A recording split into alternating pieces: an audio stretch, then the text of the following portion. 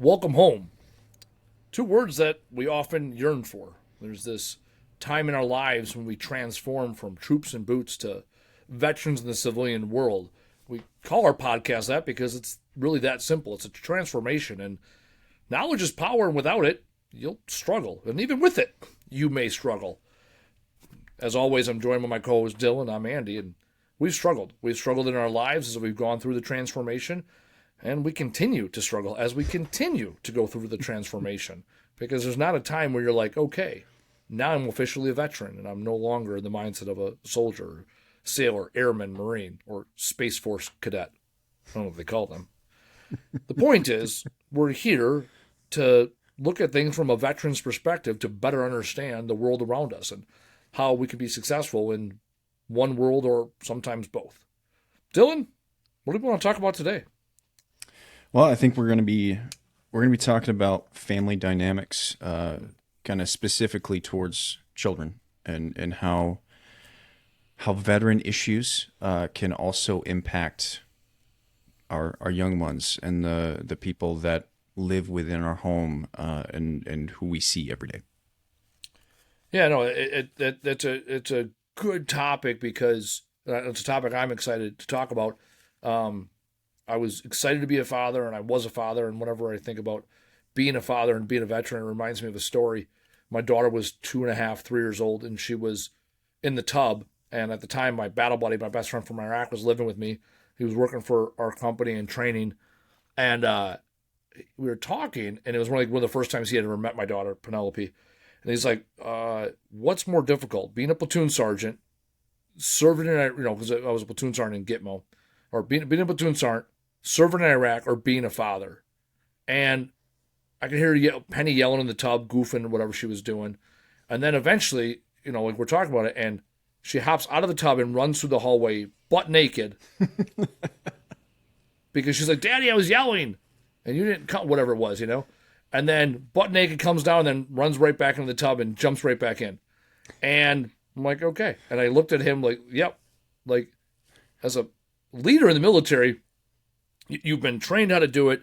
You have very simple processes and steps when people, act out of line. You got other NCOs you can lean on and understand, what challenges they're going through.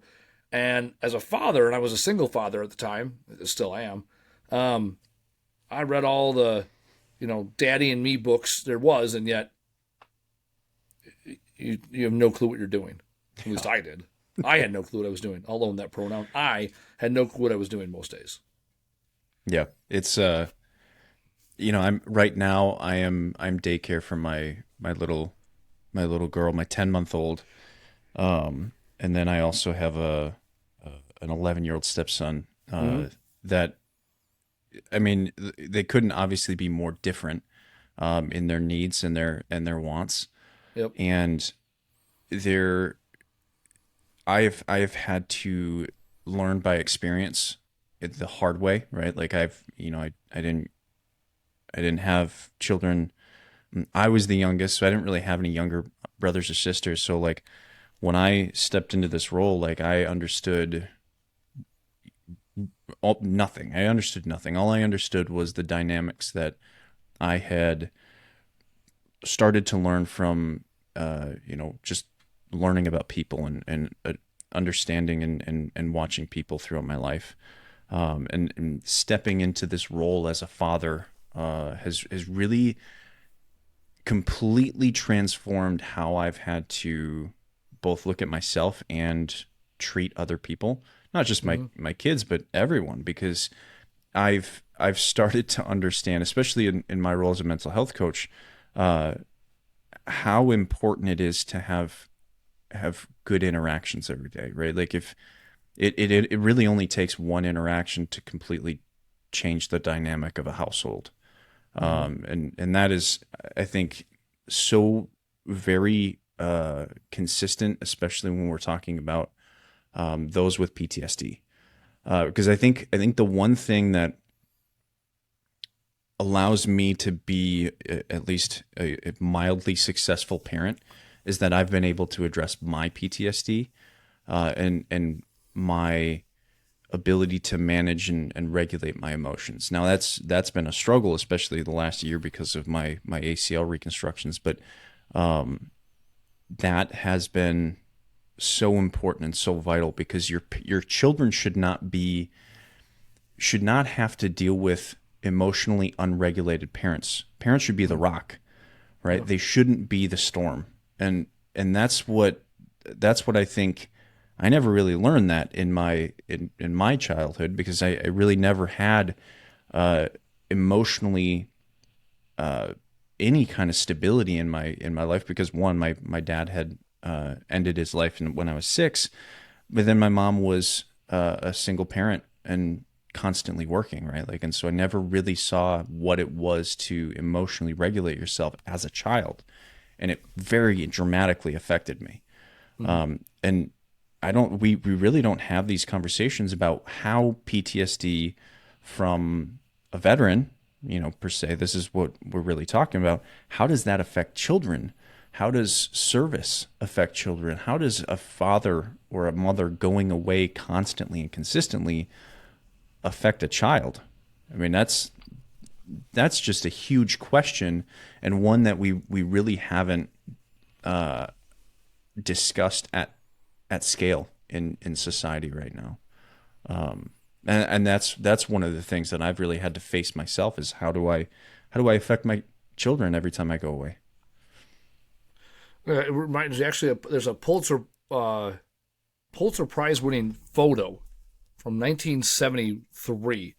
I just watched this the other day, and it was talking about the picture is, I'm gonna pull it up. It's when all the pilots, especially, were released from the Hanoi Hilton.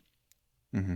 And I think it's called. I gotta figure out what it's called. It's like the Welcome Home. I'm gonna figure this out real quick. So I saw it there yesterday, and it's interesting you bring that up, because in the picture there's a lot of depth to the story. I watched it. It was on Weird History the other day, which I love Weird History on YouTube. Total side note. Pulitzer Prize, photo.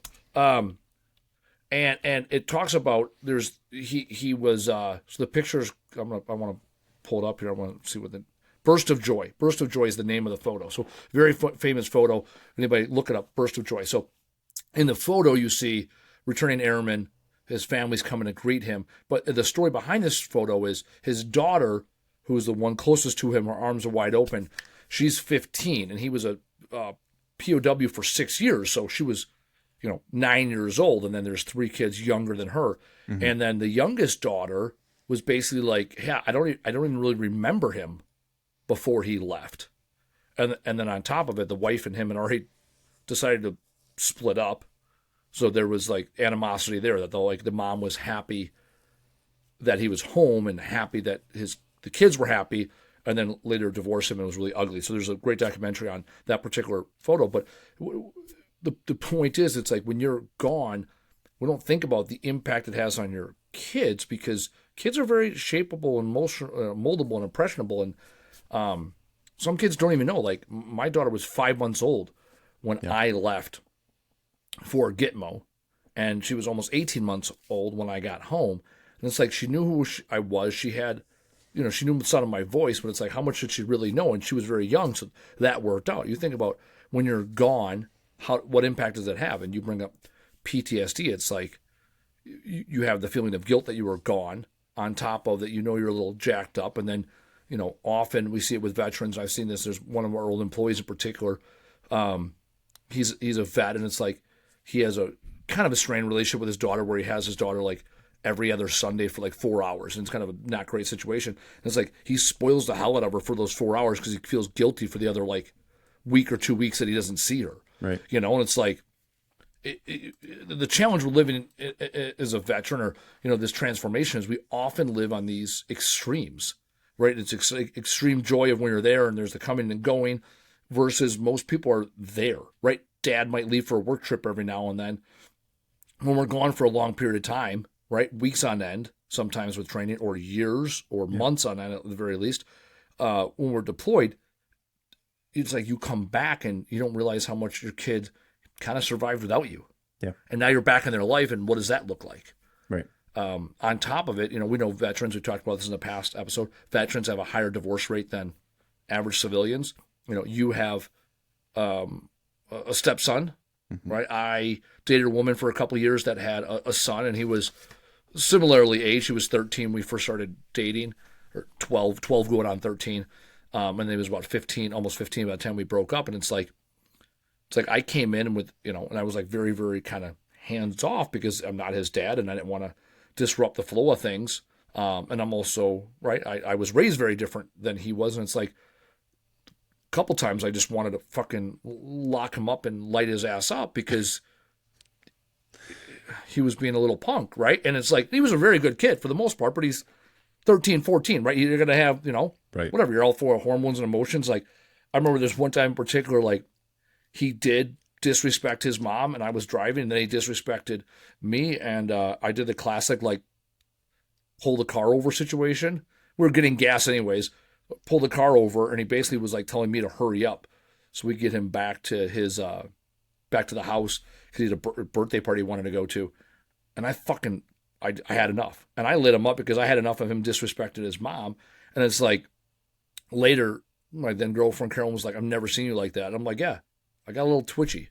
Yeah. I got a little twitchy because what I wanted to do was fucking reach back in the car and, go hands on. Yeah. Because that's what my dad would have done. Right.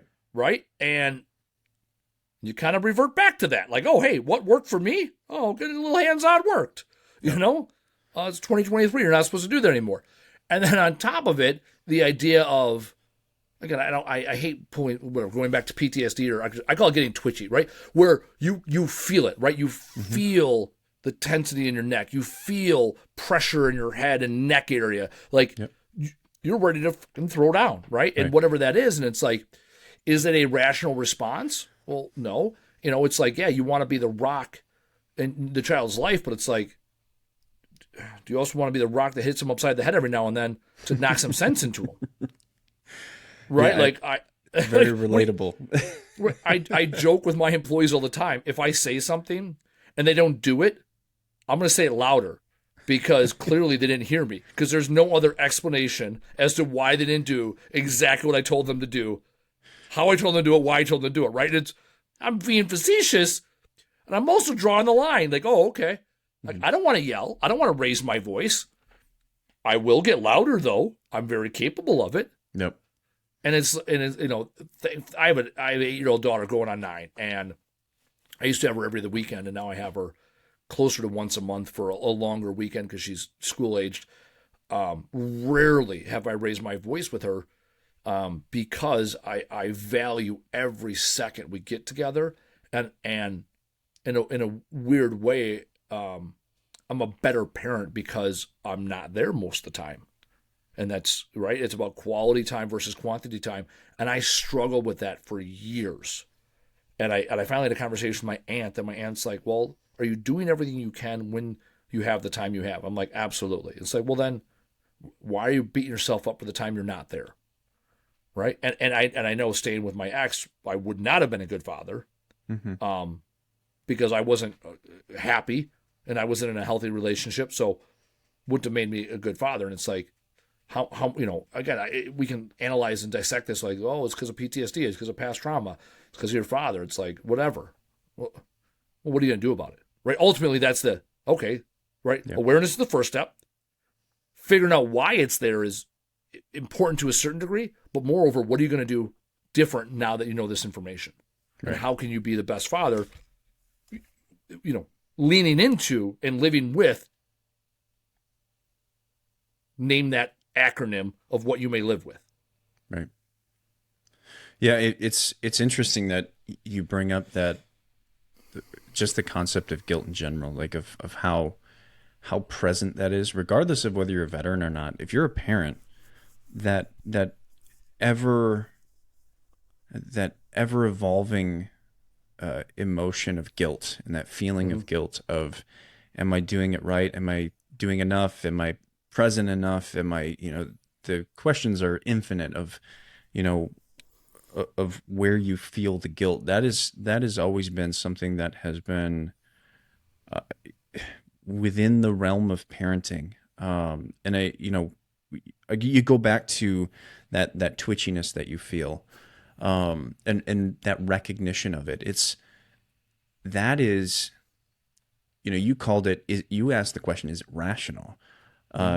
It's just, to me, it's a reality. Like it's going to happen. Like this recognition that I'm upset, I have feelings as a parent is going to happen, because you're going to get overwhelmed by a child that doesn't recognize what is wrong, doesn't recognize the situation, doesn't have the capacity to, right? And that's the real, kind of reality that parents face every day, is children from the age of 0 to, probably 8 or 9, maybe even 10 and 11, really don't have a brain function that allows them to evaluate the situation and the environment around them like adults do.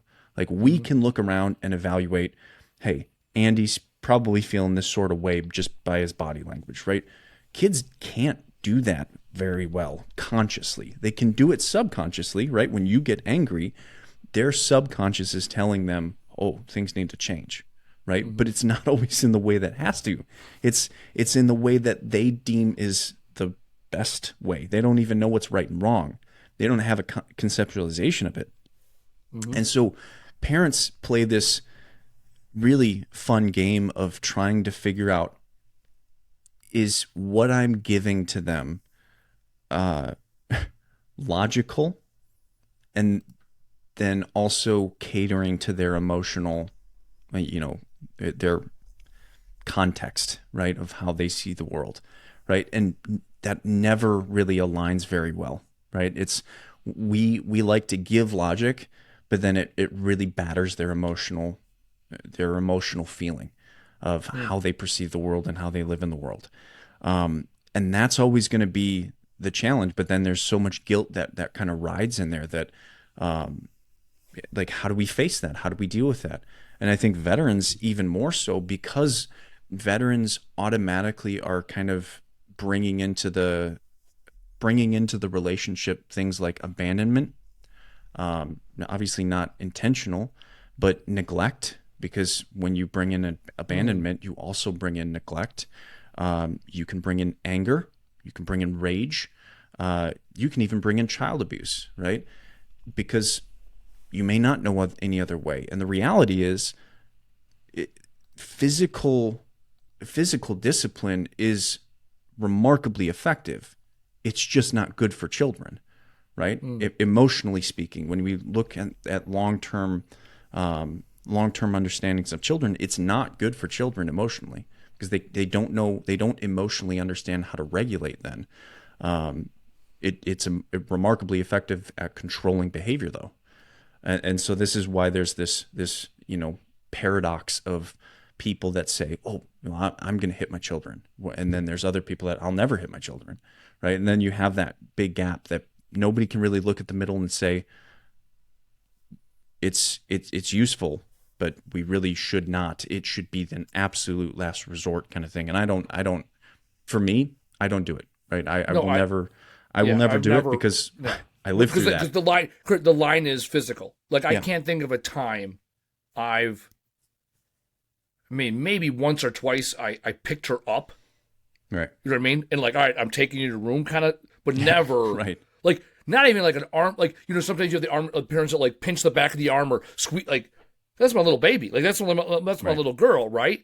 I'm very fortunate with my daughter that even, like you said, 8 or 9, she has a really good grasp of who she is. Like, everyone's like, oh, my kid's perfect. No, like, my kid's great at some things and she's terrible at spelling. Like, trust me. She's asking me for spelling advice, and I was like, I don't know, let's Google it together, right? Like, that's my answer to how to spell. Thankfully, the things that she's not great at are typically things that you can Google. Right, but one thing she's really good about is, like, she's like, Dad, I need to breathe. And I'm like, oh, that's pretty good. Yeah, right? Like, that's really good on you. Right? Like, or and it's like little things like that. It's like, yes, at 8, she's figured it out.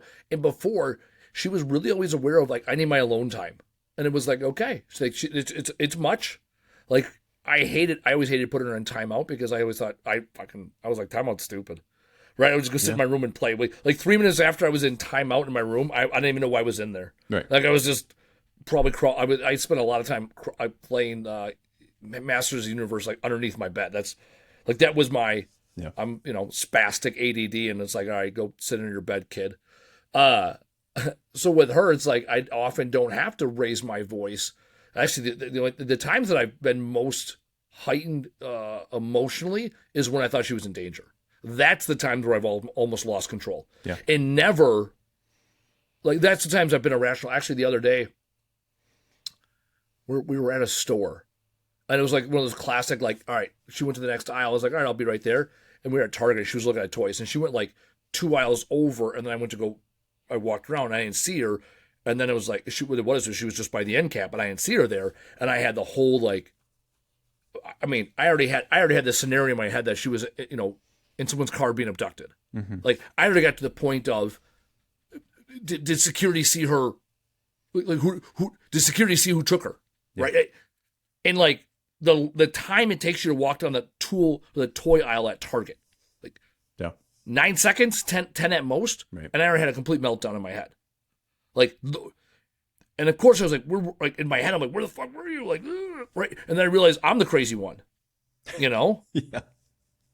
And like, right. That's a real motherfucker. Yeah. Right. I mean, it is what it is. Like, it's like, oh, that sucks. Those are the times where I felt like I've lost control. Almost never, because she did something that was naughty or wrong. It was those are the times where I'm like, fuck, Andy, you lost it. Because for me, if I would have ever put my hands on my daughter, I'm already crossing the line. Mm-hmm.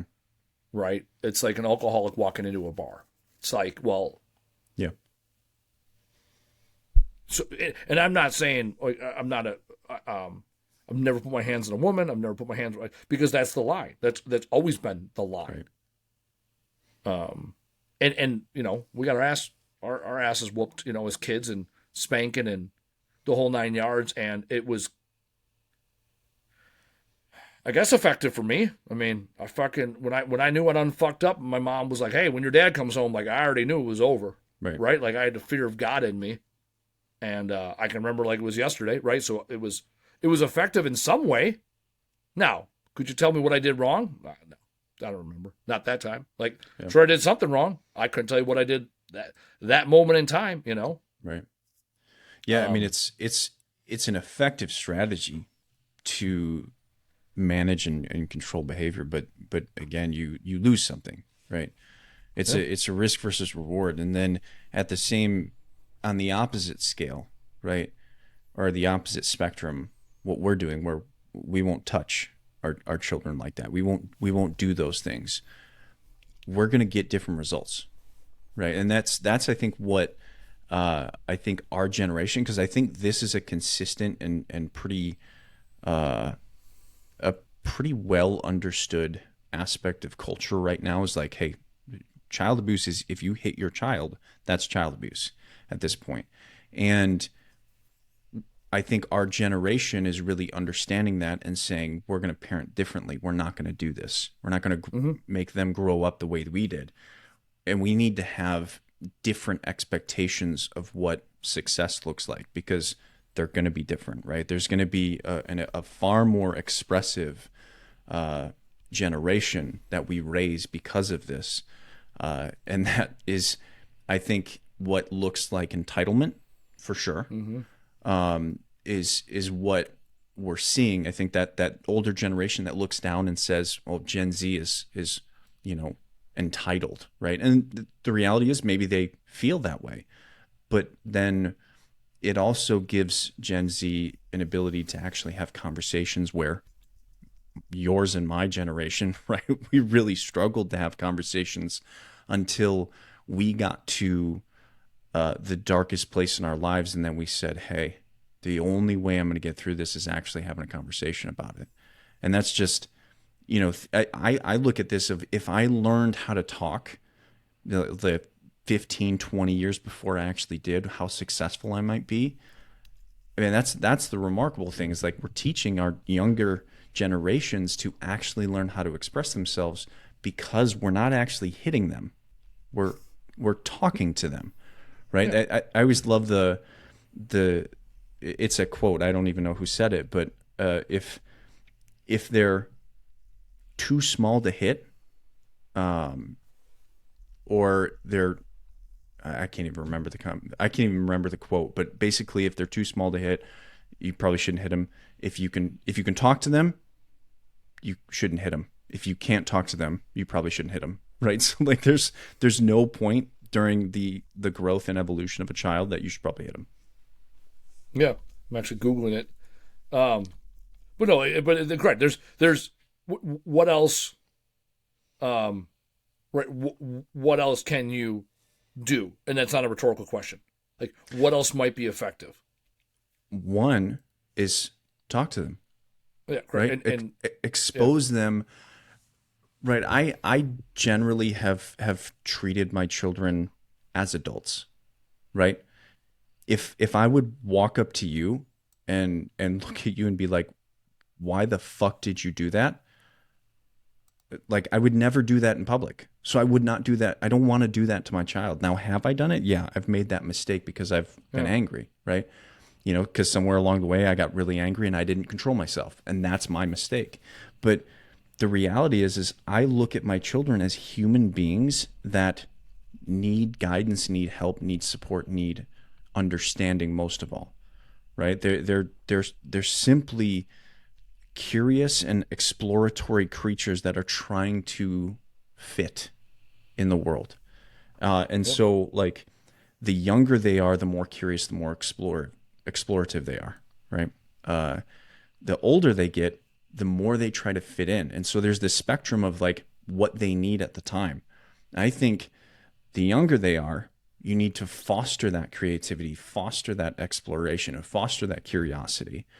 Because eventually, if they don't have the ability to be curious and maintain it into adulthood, they'll fit into one crowd and one crowd only and won't explore and be curious outside of it, right? And so this is where you see you add trauma to the mix, or abuse or violence to the mix, and that person says, I'm going to stay in violence, I'm going to stay in trauma, I'm going to stay in abuse, and they won't explore or be curious outside of that. So I think, helping children requires you as a father or as a mother to explore the idea of how can I communicate with this little human being at their level? How can I make them understand at their level, not mine? Right? And so for me, I'm always trying to adapt. How do they actually perceive the world? Right? My son asked me about my father when he was 6 years old, right? And I had to, for me, I'm never going to not be honest about that, right? And I'm also going to be careful of how I explain it. And we sat down and we had a conversation about what it was like for my dad to end his life. And I didn't give him details or anything like that. I just exposed him to the idea that you see me as a father figure, right? Mm-hmm. Imagine if I was here one day and gone forever the next. And I helped him understand what it felt like for me, and that helped him understand what I went through in some regards. Now, did he completely understand it? Absolutely not. But over time, we've had more and more conversations to where he understands the concept, right? And we have conversations about it. How old were you when he came into your life? Oh, God. 27, 28. No, how old is he? Oh, I came into his life when he was 4 turning 5. Okay, so I mean, it was his birthday month, so basically 5 years old. Okay, so he's kind of almost. I mean, if you think about how far kids recall, like almost for as long as his awareness, his conscious awareness, like you've been around. Right. He's basically when he became when he started to develop logic, I was in his life. Got it. Is his dad, just total side note, is his dad still around in the picture? Okay. All right. Does that create conflict? Yes and no. It's, but I think that's pretty standard. You know, when you're um, when there's a father involved in a stepdad kind of Yeah. capacity as well, I think that's always gonna. I think there's always gonna be some kind of friction. Um, but that's a deeper conversation for a more private setting. I Yeah. don't talk about that on a public venue though.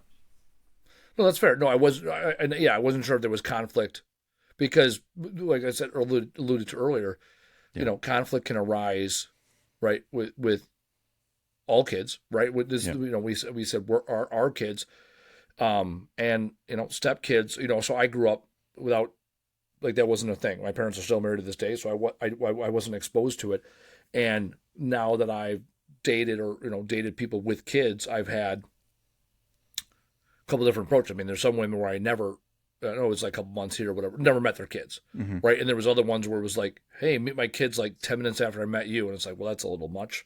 yeah, Really, the my most recent ex, um, we were together for 2 years. That was the only time I felt like I was in a quasi step parent role, and it was difficult there because I come in with all my um, baggage and perspective and thoughts on how the world is, and or how my world is, right, or should be, or all those words. And so that's a struggle too, especially when you're parenting, little girls versus little boys is different, yep, and especially young men, because you're like, hey, you got to be formidable someday. You got to be tough. You got to be strong. You got to be a fucking man. And one of the struggles I had was I was one of the only people saying that to him. hmm, So it was like, well, how much of that is, the construction worker in me and the son of a farmer and the soldier in me being like, hey, right. And also being like, all right, you're 13, 14-year-old duder. Like, you're not going to get it. Um, I felt the need to plant the seeds then because for me, the seeds were planted then of what it meant to be a man. yeah, And it wasn't only until later in life that I was like, oh, that's what my uncle meant. That's what I'm supposed to be doing here. yeah, Um, yeah, it's not, I don't, it never was the expectation. It was like you pick up on it. It's like, no, you got to hear it 100 times from 100 different ways from 100 different people. And then it'll be like, oh, now I get it. Um, so yeah, that was another dichotomy I struggle with, you know, with my daughter. It's like I've been consciously aware of where I've struggled, and um, the best thing I could do there is slow down and listen, because again, I have this this guilt feeling that I have to make up for lost time, which right, you can't. Right, time keeps ticking, and there's no such thing as making up for it. The best thing you can do is provide happy, healthy, safe environment for her to flourish, your kids to flourish, and they'll figure it out. They're resilient. You don't have to do everything for them. yep, And also, where's that line of doing too much for them, where they don't figure shit out on their own? Like, I want to make life good for my daughter, not easy, right? Easy isn't good necessarily. right, So I've struggled with that with my daughter, and also with um, the young gentleman that was. I don't. I mean, other than call him my step kid, I don't know what else to call him, right? And that's not factually correct. His mom and I weren't it's married or it's engaged hard. or any of that stuff. That's the I think the hard part is when you become any kind of guardian of sorts, right? Because there is no real word for it, but to be in a child's life that is not yours Mm-hmm. requires you to basically upfront understand that they're not yours, but at the same Yep. time treat them as yours. And that like that dichotomy within your mind of like I there's automatically some kind of respect lost because they're not yours, and they can, Yep. like, I know my son can look at me someday and say you're not my dad, and Yep. that means something to him, right? But to me, I'm like I think the day I started dating Val, my wife, um, and recognized that this was where it was going, I think I started telling myself, like, he can say that someday and it won't make a difference, because he may not treat me as if I'm his father, and I'm okay with that, but I'm still the man that's going to teach him about the world as best I can. Right? So like Yeah, there's an understanding of responsibility that I take regardless of whether he's my son or not. yeah. I got a buddy of mine where he adopted his now wife's kid and his wife's daughter, and there's like that's like never adopted, never like that's his daughter, right? Like, Yep. and even like she refers to him as her dad. So different there because the dad is, for all intents and purposes, out of the picture. Right. And not only did he accept the child when he started dating the mom and then marry the mom, he even went the next step of, no, I'm legally adopting you, and like, Mm-hmm. right, you're mine. Like that's it. Like you're Yep.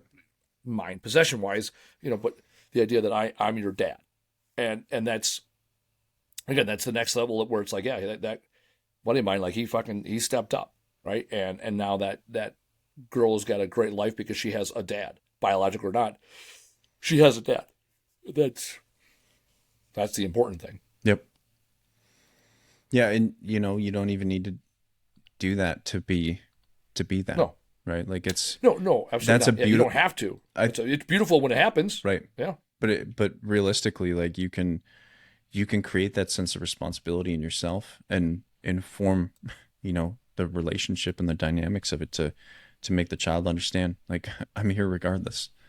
But one of the things I was going to say earlier is like, you're gonna fail as a parent regardless of that spectrum that you talked about in terms of, am I doing too much where they won't understand how to do things themselves, or am I doing too little where they're hyper independent? Mm-hmm. Like that spectrum, like it is a spectrum, right? But the reality is, I think no matter what you do, I think at some point you're going to look back and look at your parents and say, man, you made some mistakes, right? You're going to see it at some point, because at some point you're going to have conversations with other people talking about their parents, and you're going to look at yours and be like, whoa, I didn't do it like that. Mine were brutal, right? Like, or mine were terrible at this. They were great at this, but they were terrible at this, right? And we've all done it. I think we'll all do it. And what I think is most important and most valuable, looking back at my childhood, is the recognition that I can actually have a conversation with my mom about those things that she wasn't good at. Hmm.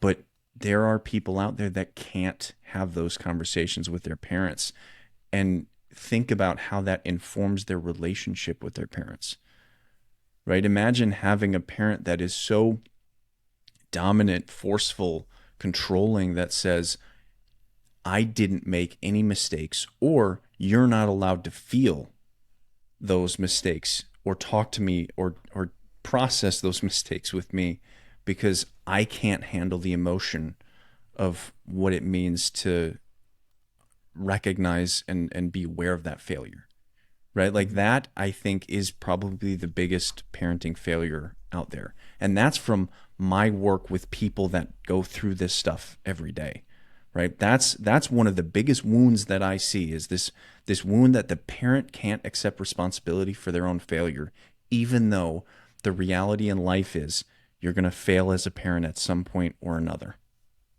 When okay, so I face that from your perspective.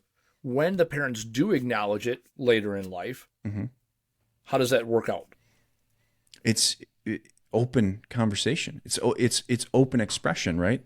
Because a parent can then allow the space and the ability for the child to process things that they haven't been able to process, right? Like, one of the common things in trauma, right? Like, let's say a parent traumatizes a child, whether it's child abuse or other, right? Let's say it's just child abuse.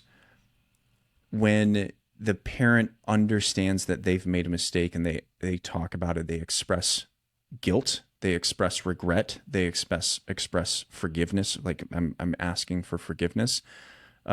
It gives the child the ability to control the dynamic of that conversation and interaction, where they can say, I have feelings for the first time, right? Because at 7 years old, when you got beaten with a belt, you didn't have the ability to express feelings other than crying. And then you weren't able to look at your parents and say, why did you do that? And I feel hurt, right? Like, how simple it seems, but how important it is for emotional regulation in the long run is remarkable, right? And so, like, it doesn't solve all the problems, but it gives closure to wounds that never had closure before. It gives the ability in the body to a chance to process something that it never got a chance to process, right? When you strike a child, or look at trauma as it's relational, or God, what is it? What's the word? Basically, like, what you do. If I were to slap you right now at what, 38 years old? 39 last week. No one's counting. 39. Happy birthday. So Thank at you. 39 years old, if I were to slap you in the face, you'd be like, the fuck, Dylan, right? Yeah. It might hurt, it might not. You might be like, why the fuck did you do that, right?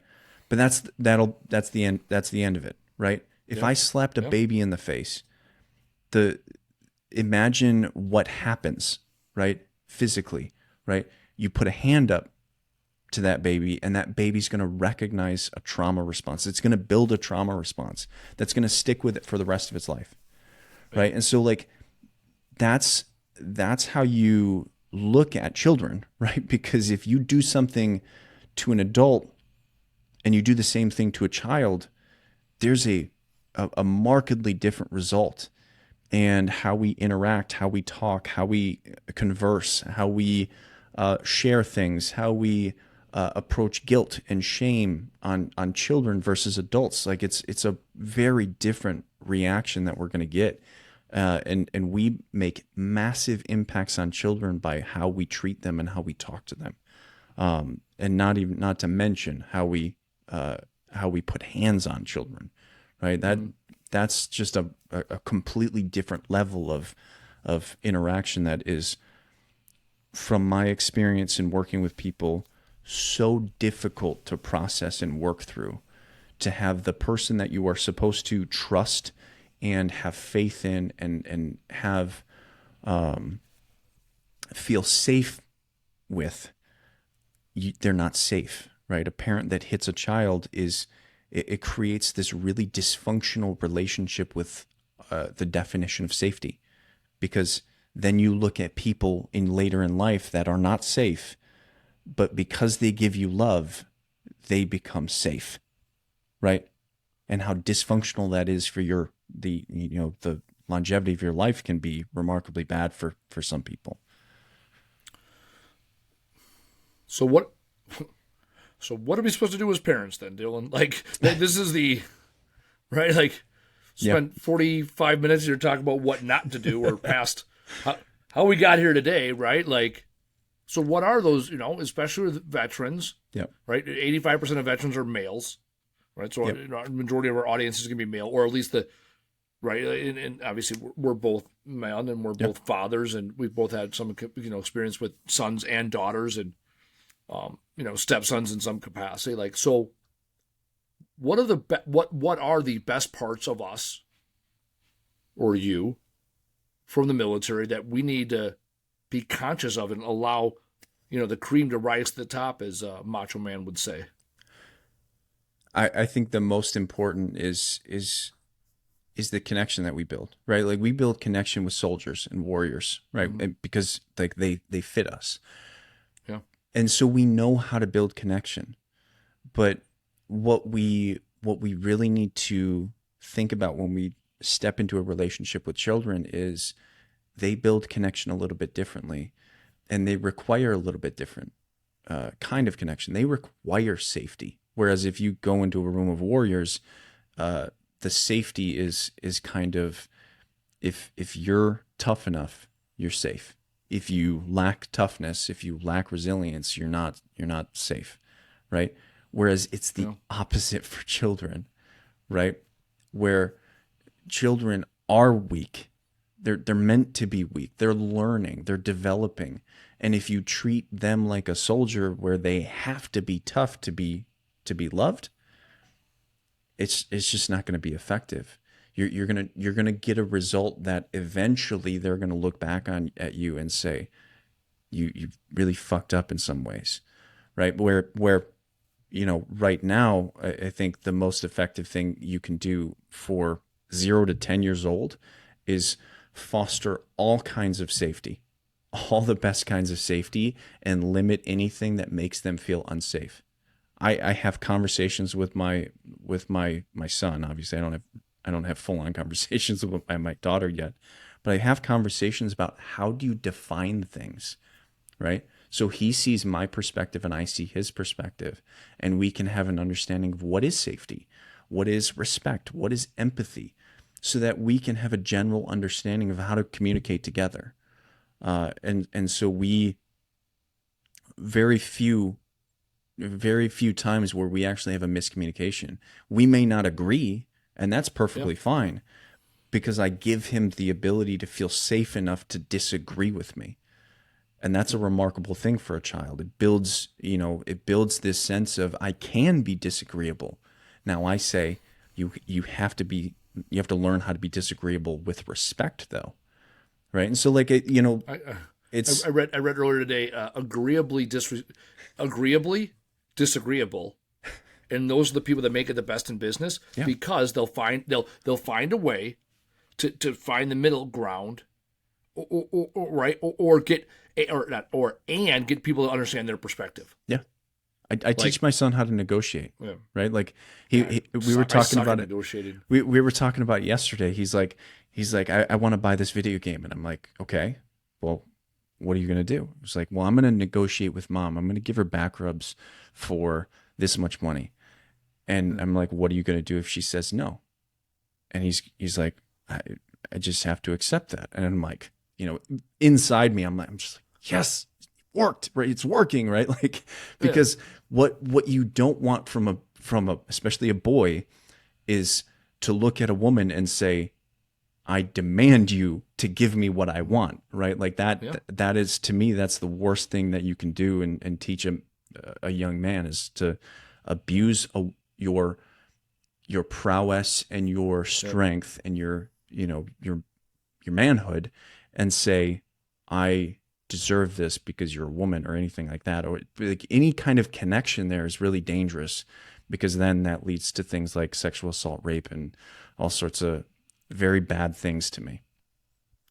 Yeah, no, it's my father established day one, with me. It was always, remember your grandmother's a woman. Yeah. Even now, when I have arguments or conversations with people about masculinity and feminism, whatever, right? I always go back to, well, my grandmother was a woman, right? And like, how did I want people to treat my grandmother? And like, that's a good, for me, that was that baseline starting point of treating people in general. Yep. Right. And also, and transversely, it's like, well, how did my grandmother treat me? Like, I wasn't always, I love my grandma. I had utmost respect for her. And yet I still said and did things that weren't very respectful. Yeah. Right. Whether or not, I never like overtly went out of my way to disrespect my grandma, but I'm sure I know, but I said and did things that she found disrespectful, right? Because she called me out for it. And I think about how my grandmother was soft and yet strong, right? And you can be that. And for me, as a military member, veteran, it's the ability, right, to be a monster and then control it. I love Jordan Peterson. I read a lot of his stuff. I watch a lot of his content. And he talks about that too. It's like, it's not about being weak. It's about being strong, and then controlling it, right? And he talks about being a monster and then controlling it. And like, I think about that, especially with having a young daughter. I got back from Gitmo and I was not in a good place. And it's like, I turned soft with her, and then I had to find the strength to be like, no, I have to be strong and yet soft. And you can be strong and yet gentle, strong in your conviction, gentle in your approach. Right. And right, those are not competing ideas. And like, even I was watching this thing with Michael Jordan the other day. He was like, when you put the work in, there is no fear. Yep. Because they asked him, who did you fear on the basketball court? No one. Because I put the work in. Right. And that's the key for me, and that's the key for life, and whether it's parenting and relationships or life in general. It's like when you put the work in, when you work on yourself, when you do the things in the background, when the time comes, you're ready to you're prepared. Yep. Right. So when you put the work in, you've defined what are your standards. If you say I don't hit, I don't do this, and I have the tools to ask the open-ended questions to understand where your child's coming from, and put the work into them to train them to express their emotions, right? Right, very simple, like I statements. I feel this way when you do that, right? Now they own the situation. They can at least speak for themselves, right? Because their emotions matter, right? I always did the well, why are you crying kind of thing. Well, it's like no, why are you crying? That's it. Yep. And I have to be in that stable position to ask that question and be prepared for feedback. Yeah. Those are the best things about the military, right? We are taught to be patient in those times. We're taught to train, coach, and mentor leaders, and the best principles apply with your kids. The piece that's different is that what happens when they say no. Yeah. Piece, right? That's where Right. If you allow them, if you are allowed to say no to them, they are also allowed to say no to you, right? Like. Yeah. If it's, and you have to model the behavior that you want. So if you don't know how to say no, you're teaching your kids that no doesn't matter. And also no can't be the answer for everything. Right. Right. And like I use the old yes and methodology. I use negotiation with my son, and I love it, and it's become something that he actually gets excited for sometimes. And it's been such a joy to actually be able to have conversations where he negotiates with me rather than, 3 or 4 years ago where he would cry instantly when he heard no or heard this or heard what he didn't want. He asked the question expecting the answer to be what he wanted, and he didn't get it. He would cry, right? Like, well, now it's negotiating. It's, hey, I'd like to do this. And I'm like, I would also like you to do that, but would you do this for me? Oh yeah. Right, and it's a yes and right, yes, and this is what I need. Exactly, and it becomes something that we together we get what we both want, and we're happy with it, right? It's like that's worth it, right? Like simple. See, listen to you, simple, right? Yeah, we're eliminating the word easy from the vernacular. In due time, we're getting there. We're getting there. Book comes out June 14th. No big deal. It's exciting. All right. Well, this has been good. I appreciate when we can take these topics and dive into something as simple as the relationship you have with your kids. I can tell the story about coming back from Gitpo when I used to look at my daughter, because since she's 18 months old, I've always talked to her like an adult. Mm-hmm. For me, that is how. Yep. And I always joke, when she was 18 months and like, oh, Dad, I mean, and sweeter than pie, like, and I'd be like, I don't negotiate with terrorists, right? Because I was in that mindset. It's a funny story. It's good. And there's got to be more to it. There's got to be more. Well, what are the best parts of being a veteran? How do we bring that forward? Yep. So often in this world, we see the downsides to being a veteran. And it's like, well, no, we are veterans. Let's embrace it. Yeah. Let's bring the best of us forward and share the knowledge and wisdom and mentorship that we've been given the opportunity to receive, and share it with the world. So that's why we do this podcast. We take the time to focus on, individual points in our lives and think about, well, how does being a veteran give us an advantage? Right. And so that's what's important to me. And as I continue to serve my country and my community, it's important for me to remember and realize all the lessons that we've learned and all the skills that we have and how to best bring those forward and share those with the world. That's my top takeaway from today. Yeah. And I'd love to leave my words here with a quote that I've always loved. It's by G.K. Chesterton. The true soldier fights not because he hates what is in front of him, but because he loves what is behind him. And that, to me, is a representation of you don't foster hate. You foster love, and then you learn how to fight with it. That's what my takeaway will always be with family. No, and that's the thing. Whether it's life or business in the military, you gotta love what you do, and let love be the guiding light. Yeah. Right? Do things out of love, not out of hate, and all the things that you do.